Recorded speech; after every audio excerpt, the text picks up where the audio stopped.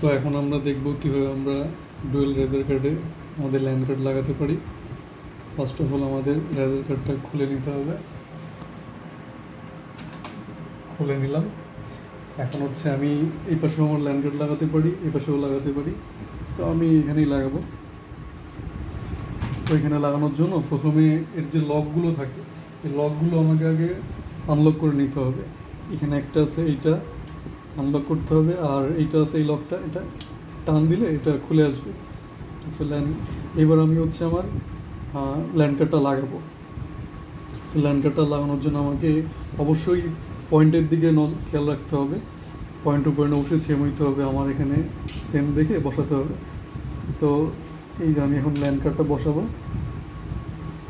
এখানে রাখলাম, এই সেম পয়েন্ট। এরকম চাপ দিলে লেগে যাবে। বসানোর পরে আমি এগুলোকে লক করে দিব, এভাবে লক করে দিলাম। আমার এখন ল্যান্ড কার্ডটা লক হয়ে গেছে। এখন আমি এটা বসাই দিব আমার সার্ভারে,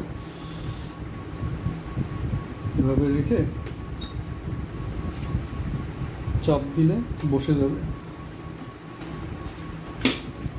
আমার এখন ল্যান্ড কার্ডটা বসে গেছে রেজার কার্ডের সাথে।